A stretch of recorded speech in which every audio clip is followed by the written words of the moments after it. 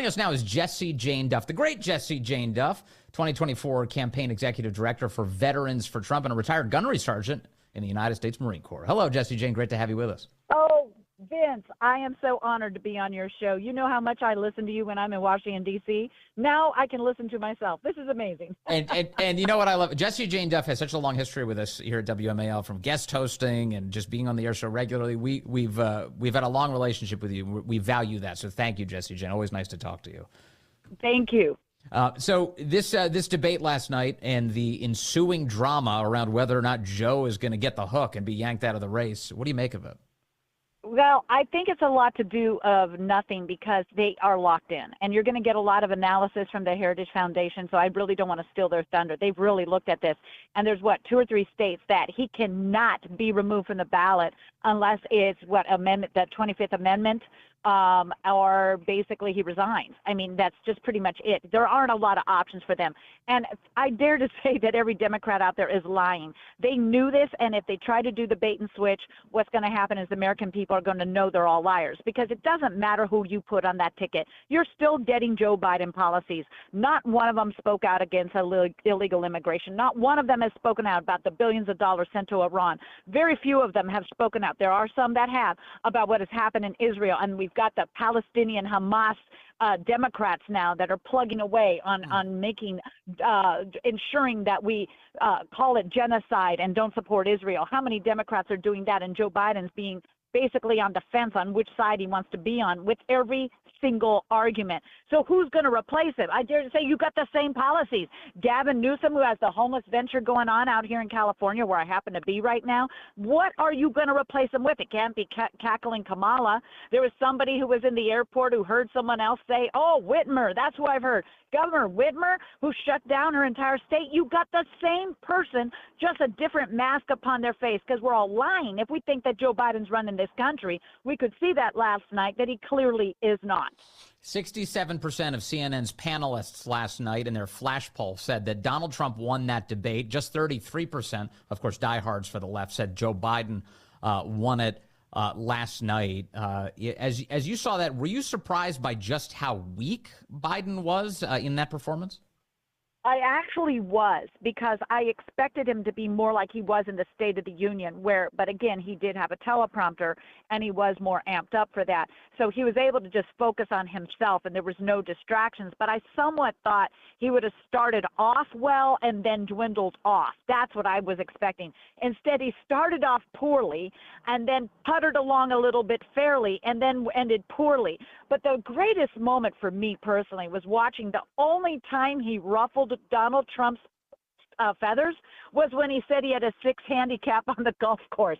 That's the one time you see Donald Trump actually break from form, turn his head like, oh, my God, no, you do not. And he actually started interrupting Joe. Nothing else ruffled Donald. He was ready to get in there. Mr. Trump was all on it. President Trump was locked on. But talk about those golf scores. He's like, you got to be kidding me. And that was honestly, so hysterical. I was howling with laughter during that portion. That's for the people who made it to the very end of the debate. That was the treat that you got to get there. But yeah, that was really good. I'll play that audio coming up after we conclude our conversation. But you got to see it. So funny. Yeah, they got to witness it, because the facial expressions. I was actually surprised with CNN that they did the double screen. They could have saved Joe Biden a lot of embarrassment without the double screen. He's standing there with his mouth open. He's staring at Donald Trump, which rule number one, you and I have done politics a long time. You don't look at your opponent unless you're trying to make a significant point. And he's standing there staring at Donald Trump, which made him look ridiculous. Then after the debate, to hear Jill Biden, Joe, you did so good. It was like she was talking to a 10-year-old grandchild.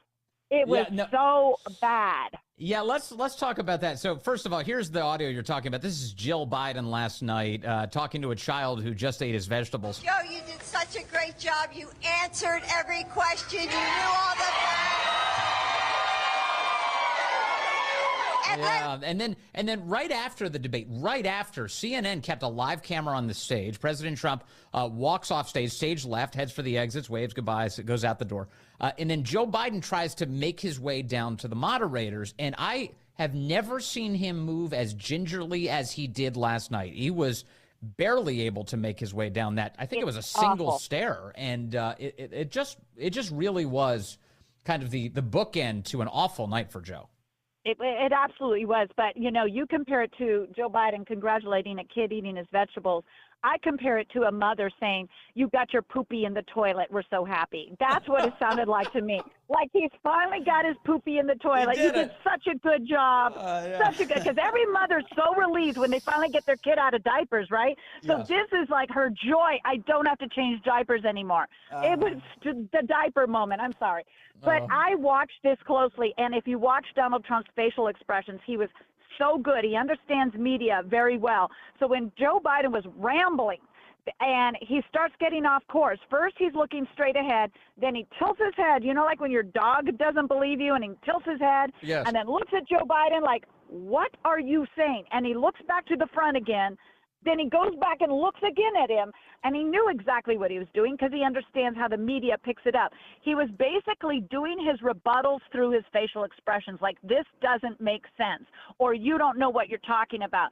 The people that are in that under 40%, 30-some-odd% that you mentioned, the reason they believe he won is because they believe that Donald Trump is lying. They actually believe everything about the suckers and losers, which we know for a fact never happened. 19 witnesses that refuted that. And he even looked at Joe Biden and he said, well, that was your general. And he says, yes, and I fired him and you fired nobody for Afghanistan. Boom, boom. That was a great moment. Many generals should have been fired under Joe Biden. That was a great moment, and as a sign, President Trump was emphasizing that you don't do accountability. You just let failure continue. And it's been really bad for our country. It was excellent. One of the other things, Biden lied actually a lot last night. And in one of the lies he told was the Charlottesville hoax. He repeated it it's like unbelievable. This thing's been debunked for I don't know how many years now. And Joe Biden just keeps repeating it. Either he doesn't know it's been debunked or he just feels comfortable lying, as he so often has throughout his career. One of the amazing things about that, Jessie Jane Duff, is we know that Jake Tapper knows it's a lie. Tapper has actually fact-checked it on air in the past and said, no, Trump didn't praise neo-Nazis. In fact, he condemned them totally. I was interested that both Biden was lying and that none of the moderators jumped in to say so.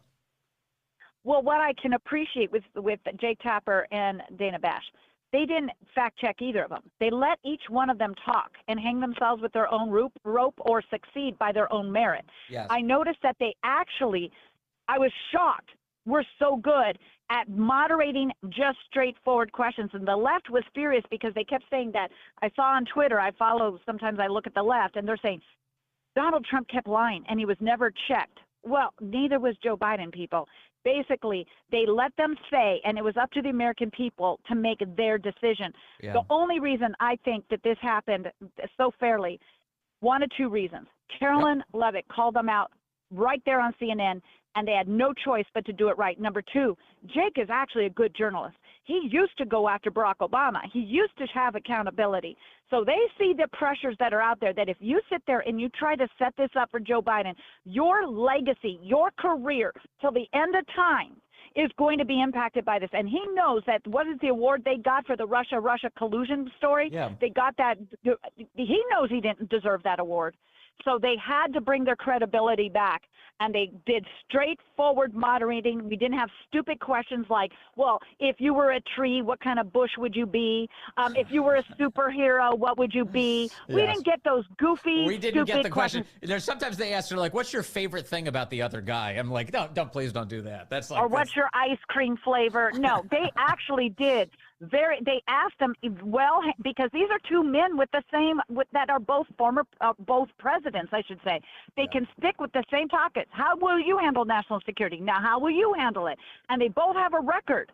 So they were very balanced. I was shocked, and I was also very, very pleased. And it worked into President Trump's favor because those mics getting cut didn't allow Joe Biden to ramble either. It made them both stay tailored, and President Trump worked it to his magic. He did not sit there and go on and on about J6. He pivoted off and talked about what he wanted to talk about. He won on abortion. He won on J6.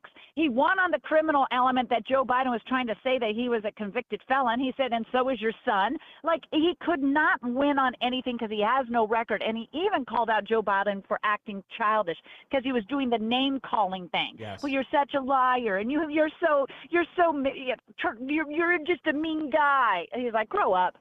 You're on a presidential debate here. It's true. It's true. President Trump came across as the adult last night. And once again, Absolutely. and Trump and Jill Biden had to treat Joe like the kid he was last night. It was amazing. In the meantime, Jessie Jane Duff, I got to let you go, but I'm so grateful for your time as always. And please keep up the good work.